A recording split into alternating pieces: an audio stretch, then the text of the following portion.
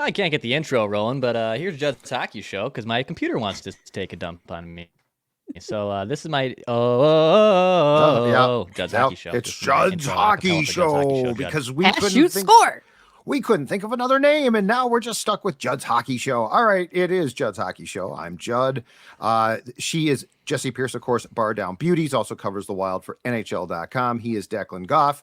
He is our executive producer at Score North, also co-host of this show as well. And before we start talking about the Wild and their trip to Sweden and how important that trip has become, want to thank our friends from Livia Weight Control Centers who have helped both yours truly and Jesse drop weight. And you can be the next to do exactly that with their pre-Black Friday event. Join today. You're going to get 50% off your personalized program. You're going to lose up to 10 pounds in your first 2 weeks, up to 20 pounds or more before 2024. It's Livia's best offer of the year, and it runs through this Friday. 855-GO-LIVEA, Livia.com.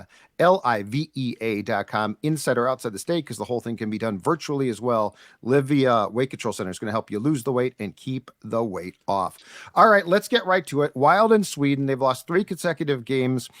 They were off from that egregious performance on Sunday until Saturday, which is allowing teams to compile points to put them even farther out of a playoff spot.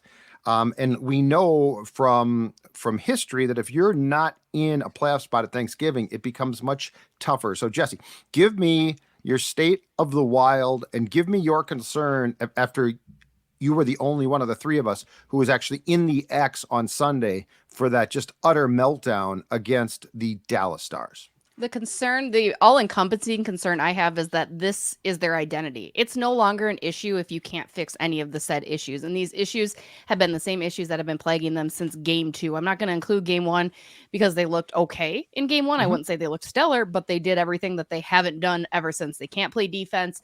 They can't generate any offense because you're in the defensive zone 90% of the game. You're turning the puck over at an outrageous rate. You're allowing goals. Their goal differential currently second worst in the NHL behind the San Jose Sharks, who, as we all know, are abysmal as well. But even they are starting to figure their stuff out. So, no, I mean, Minnesota just looked like a team that could not compete. Now, Dallas, of course, is easily one of the favorites from the West. There's no question about that. And they came in hot.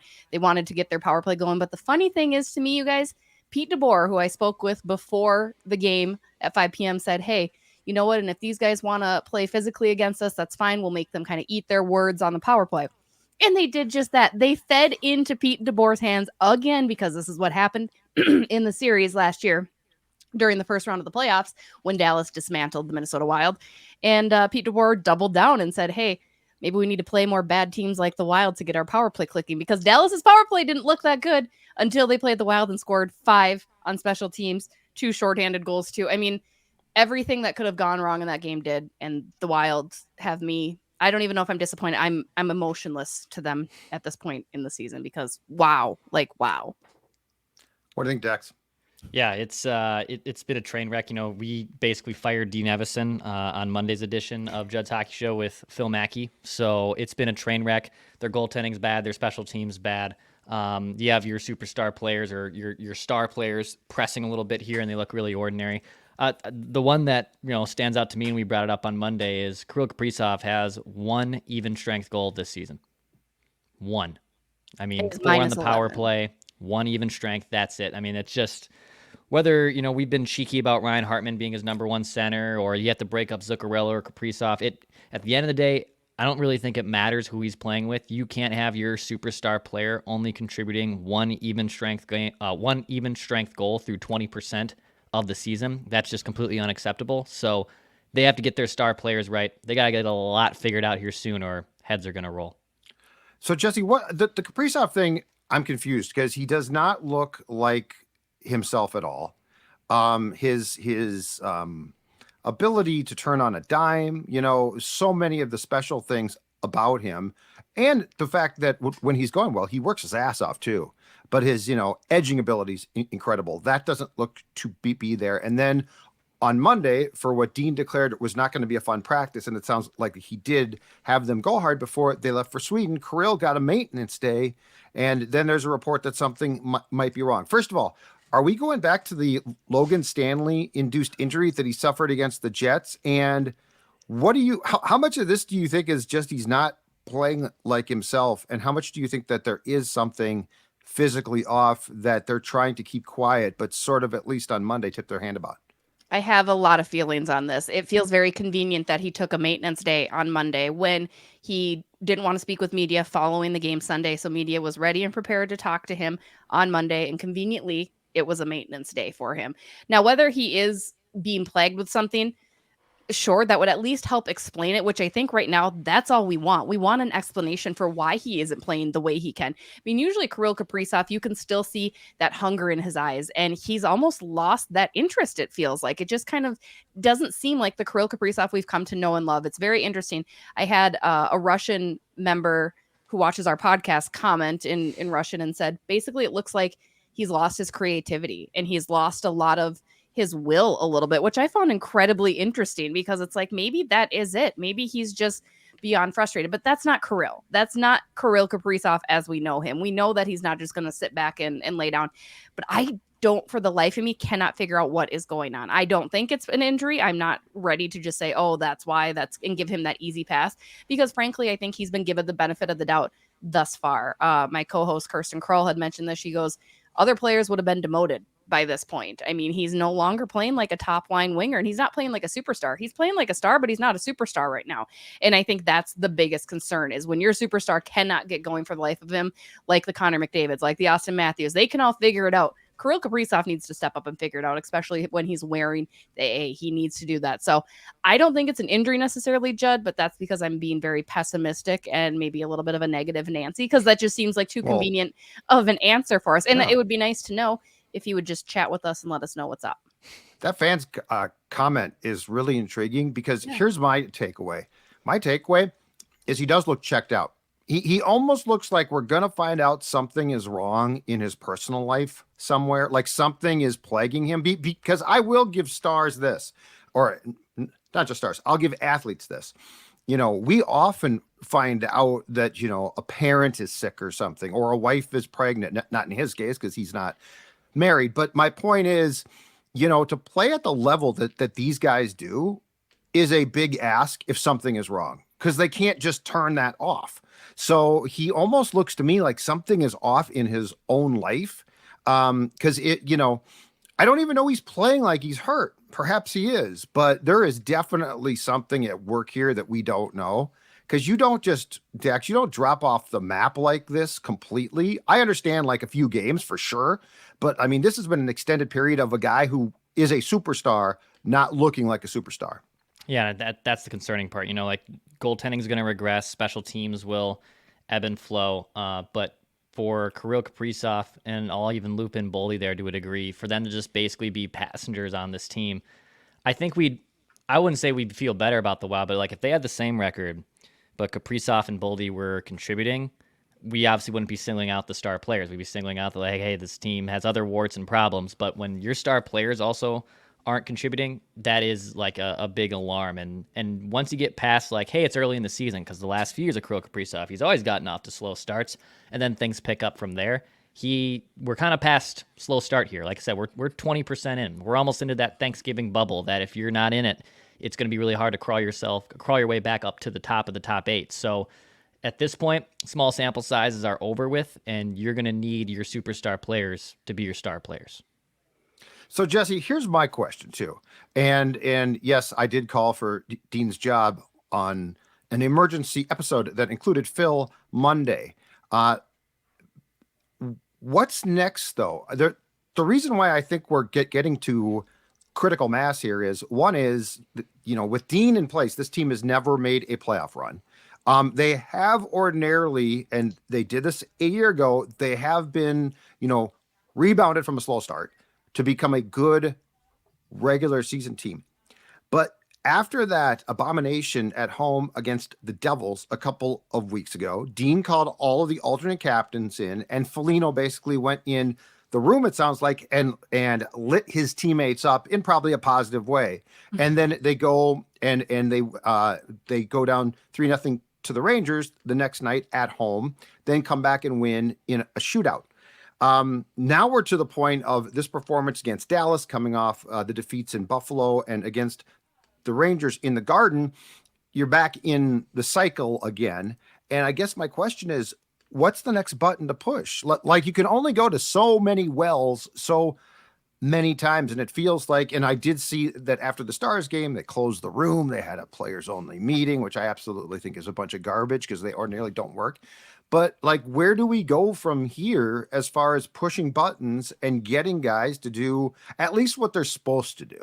That's just it. Like, that's what's so frustrating. Like, you've tried to press as many buttons as you can. I mean, Bill Guerin moves Kalen Addison and brings Zach Bogosian in just to kind of remind people that he can do these things. We can make some moves. John Merrill, you can sit in the press box if you're not performing, and Dakota Mermis will step right in, or Damon Hunt. I mean, he's trying to do those little things. Again, remembering that he can't do a heck of a whole lot. He doesn't have the money to be able to do a heck of a whole lot. And unfortunately, as much as I hate kind of calling for coaches' heads, because I think sometimes it's ineffective as well. Like, I know Jay Woodcroft being out in Edmonton, that's not on Jay Woodcroft. I think Jay Woodcroft is a fantastic coach, but I think that's your next step. Now, maybe you don't look immediately at Dean Evason. Maybe you look at Bob Woods. Now, I think if this Swedish trip wasn't happening following that Dallas game, I think we'd be discussing who's replacing Bob Woods immediately. I think that kind of saved a little bit of space, and I think maybe they'll see how we come out of Sweden against Ottawa and Toronto, which isn't an easy task to say the least. But I think those guys have to pull it together. I mean, really, that's the best they could do. I know that's simple asking, and you think it should be easy for professional athletes. You're getting paid a ton of money to perform your best night in and night out. And yes, you are human, but I know after that closed door meeting, it seemed like the word of the day was look in the mirror, which sounds very cliche and but it's also like, that's what it is. You can only press so many buttons to figure it out,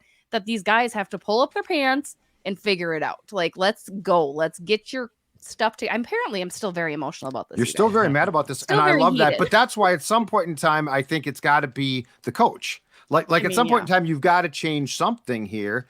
And to your point, they can't make huge trades and bring in different guys because they're up against the cap so much. Here's what really concerns me too. Bill Guerin, who I am not absolving him. Okay, like some of this, the roster, as Declan has said time and time again, the extensions are on him. But the one thing that I'll give Bill is Bill Guerin has worked his ass off to change the culture here. And I know that's cliched, but I mean, Parise and Suter were bought out. Both were bought out to get them out of that room. In Zach's case, I think it was declining play. In Suit's case, I think they did not want him there. And so my problem is this: you worked your ass off, and I'm seeing some of the same things now. Like, I'm not like, this is not, it's not a great team, but it's not this bad. And let's talk about the PK, the penalty kill. Okay. Those goals on Sunday, and we could talk about bounces.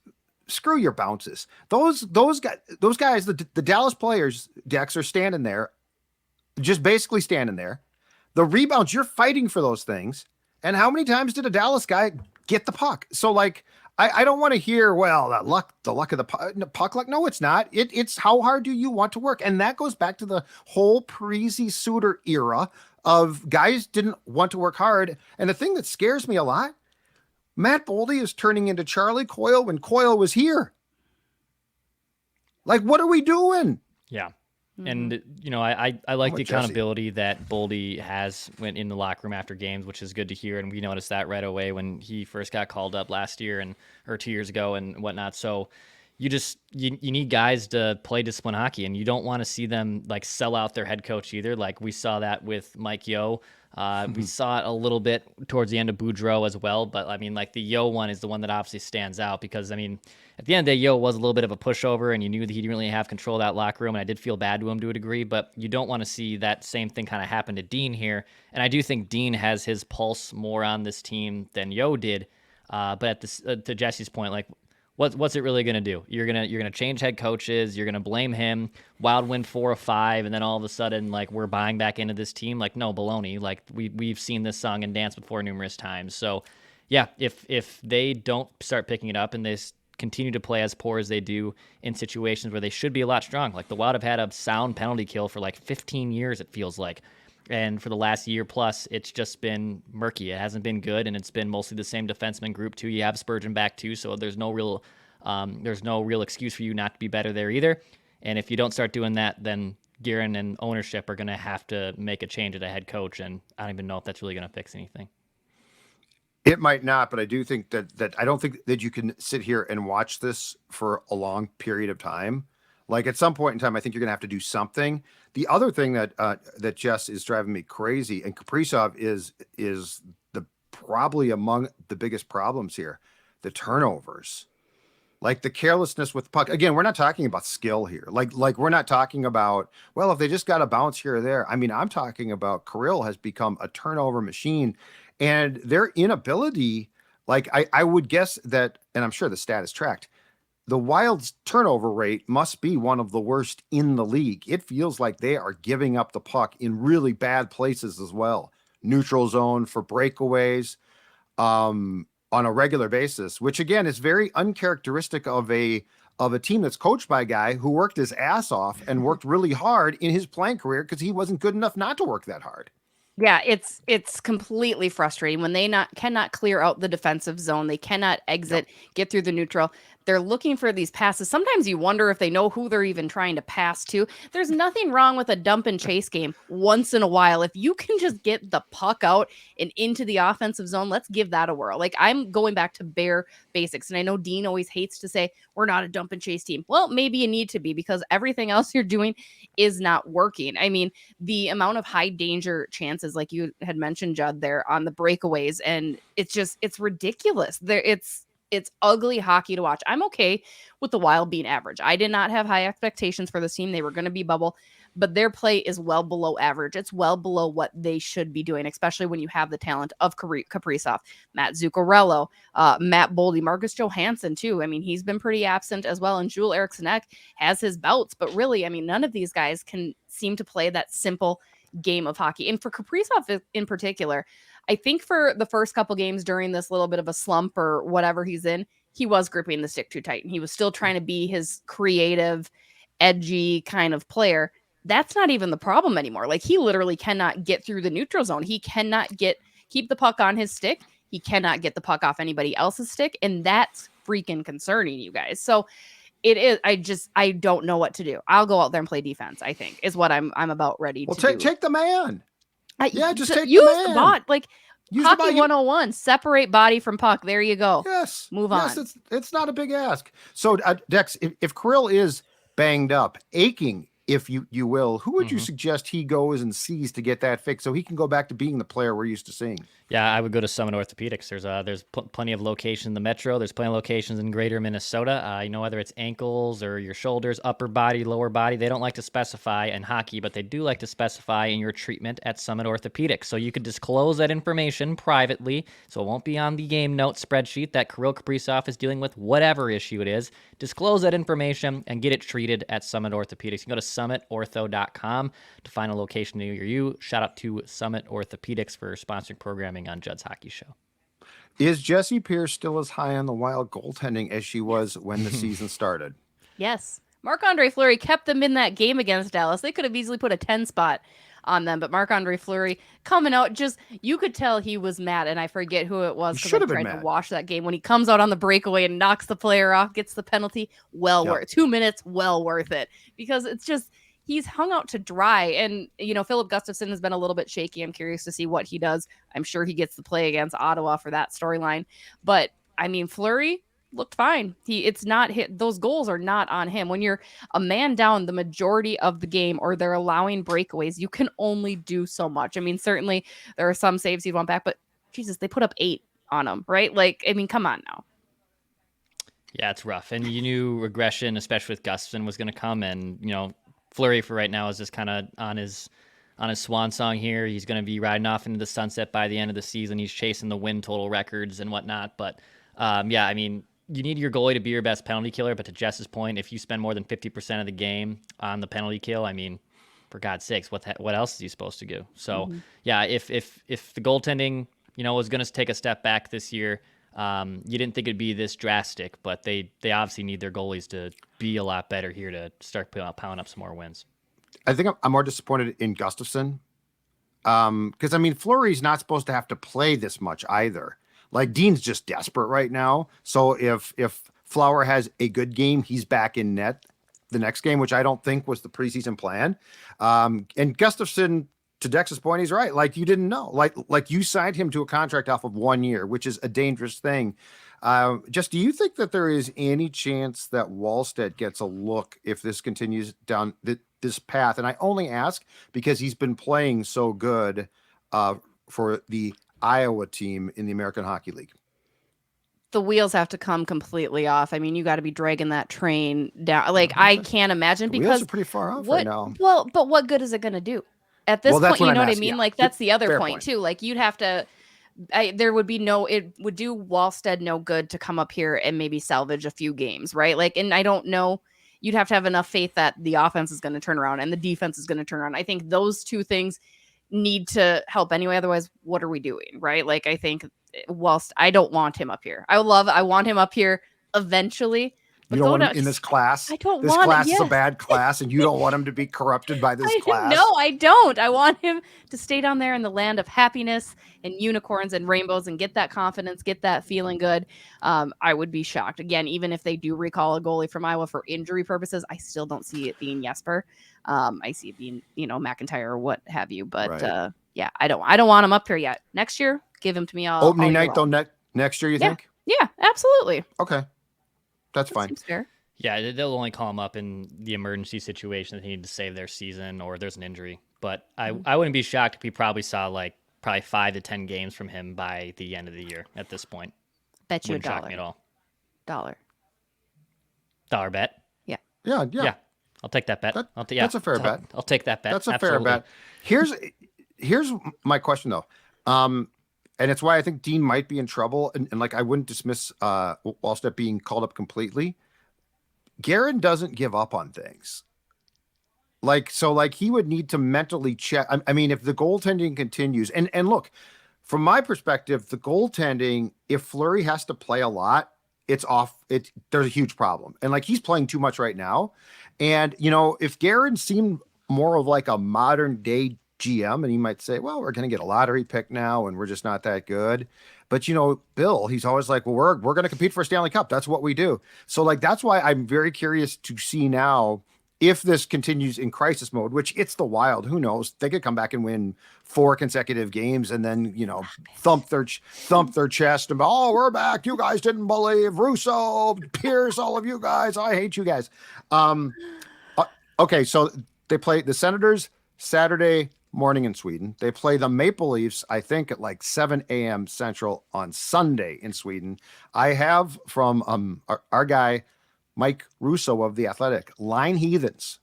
So Jesse at practice ordinarily tweets this out. She's not there. So I'm going to go through, which I believe now are new lines again. Okay. So I think we have new lines in some cases. Again, the first line, Kaprizov and Zuccarello still on the wings, Marco Rossi at center. Do you like this more, Jesse Pierce, than what was, I believe, a brief flirtation, too brief, Rossi, Boldy, and Kaprizov? Sure. Why not? I mean, really, I'm all for throw it at the wall, see what happens. I like Marco Rossi with Kirill Kaprizov. I think he's really strong. I think Marco Rossi is one of the few players on this team that has shown up every single night, and there haven't been very many. I mean, Dean Evason said it after Sunday. A lot of players sucked, and Marco Rossi has not been one of those guys. So he deserves that opportunity. He's done well in the past with it. And maybe that's what they need to get going. Maybe Kaprizov needs his security blanket of Zuccarello and then needs the skill of Marco Rossi. And that's it, ladies and gentlemen. But I don't hate it. I like spreading out the wealth too. If Matt Boldy were playing up to his speed, I like having that on the second line. I think it could be good. It has a lot of potential, and let's give her a rip. Yeah, you got to try whatever at this point. So if and I want to see an extended look too, and not just. I mean, I know they did Rossi and Kirill Kaprizov for a little bit, but yes. I want to see an extended look here. You may as well. Rossi's playing really, really well. Ek's been playing really, really well too. But I want to see what Rossi can do with Kirill Kaprizov, and whatever can get Boldy going too. You got to try it. To Jess's point, put anyone for God's sakes with him at this point, because you need those two star players to start scoring more. What's that? I don't like what I'm seeing from him. Boldy concerns me, and he needs to work his ass off. Mm-hmm. I don't understand what the deal is with power forward potential here and guys becoming lackadaisical. Coyle did the same thing, and in Boston now he's great. I think he's their second or third line center, but I mean, he works his ass off now. Greenway did the same stunt. Tuck was great in Vegas, and we all assumed he'd be great here, but I mean, it's just weird. It's like this physical type, which you should love having on your team, doesn't thrive here, and I don't know why. Like Matt Boldy should never be like, he should never have to be talked to about, oh, you're not working hard enough, Matt. It's like, or you're not shooting enough. Like, just tell guys to F off, give me the puck and shoot the puck. Okay, the fourth line stays the same. The second and third line, Eriksson, Ek, Boldy, Johansson. So 2/3 of that line are guys that basically have, as of late at least, disappeared. And the third line is Hartman, Foligno, Maroon. Thoughts on those? I like hilarious. Hartman down there. Yeah, it's hilarious that Thou Hartman is down there because that's where he should be. That's where I want him to be. We didn't want him to be a number one center. He shouldn't be a number one center. And again, I don't know why he gave him $4 million for the next multi-years, and now I'm pissed off because now I'm bringing this up again. But that's where he belongs. That's where he belongs. Why are we married to bottom six forwards? I thought we were done with that with Chuck Fletcher. What are we doing? What are we? Frederick Gaudreau is going to get paid by the time my kids are having kids at this point. Man, just like, what are we doing? And you don't even have kids at this point. I know. Yeah, that's the but point. You know what? Dean loves guys that remind himself of Dean. I'm telling you, that's the thing. Cooperall wearing Hartford Whalers skating guys. He said he never wore the Cooperalls. I brought that up. No, I think he's too. I think he might have been too. So they had him for like one practice at one point in time. But they did. So he didn't. Yeah, you know what? He was probably. I think he was with the Whalers after the Cooperall experiment went by the wayside. All right, Jesse, your thoughts on those on those two lines? God, I love that look. God, Whalers look so good with the Cooperalls. Anyway, no, I like Hartman down there. Again, I don't hate Ryan Hartman like I think a lot of people do. I think he is what he is, right? Like he's that gritty player. I think Dex is absolutely right. That's where he belongs. I like Ek with Johansson and Boldy. We've seen that time and again, and we've seen that work. So why the heck not? It's funny because the bottom six have been playing better than the top six. So that's always good too. I mean, Dewar, Duhaime, and Letary have been fine as well. That line stays intact. I just need something out of that. I think what will set the tone come that game on Saturday is how well Kirill Kaprizov does out the gate. And I have to imagine you try starting that line. You don't get last change because I think Ottawa's technically listed as the home team Saturday, and then Minnesota's the home team Sunday. But Kirill, I want Rossi to win the draw. They go down and they score 19 seconds in. Let's go. Tides have changed. Yeah. And I also want the one thing about that line, and I agree with both of you. I like Boldy with Kaprizov a lot. I'm sorry, Rossi with Kaprizov a lot. The one thing though is I do not want Zuccarello and Kaprizov doing their let's pass the puck back and forth thing. You know, you don't need to be. I mean, part of this is, in my opinion, those two go for the pretty goal so much. And to be honest with you, until this season, Kaprizov often scored it. So it would be like, that's an unbelievable goal. That's great. But this year it's falling flat and they're still trying to do it. It's like, guys, come on. Yeah. And so I almost prefer to see Zuccarello and Kaprizov separated. But I also have a sneaky suspicion they tried that and then they put them back together so quickly. This concerns me a little bit. I think there might be some locker room lawyering back in play here because it doesn't make a lot of sense. And I don't think the Rossi, Boldy, Kaprizov, and especially the Rossi Boldy portion of it, or the Rossi Kaprizov, I don't think they did anything to split them up. And Dean I think it was in Buffalo after they lost to the Rangers. He put that, Hartman back with those. It was just very weird. Yeah. He didn't keep those lines. Like line change lasted 3 games and then he went back to what he knew, which didn't, I think he probably initially thought, hey, good, these guys are going now. I can go back to my ways. And it was like, well, why? Like, why not just keep it pushing through, let them face that adversity and figure it out together on these lines? But no. Because he might have someone in his ear is what I'm saying. Yeah. That's my guess. This is, you got to be careful there. All right, Jesse Pierce, great stuff.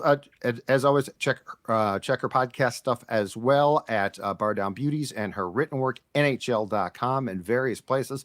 If there is a hockey game or practice, she's ordinarily there. Dex and I will be back probably early next week at some point as well to talk about the Sweden trip, and then we will reconvene on Wednesday. Dex, take us home. Pass, shoot, score. Hit the subscribe button for daily Minnesota sports entertainment.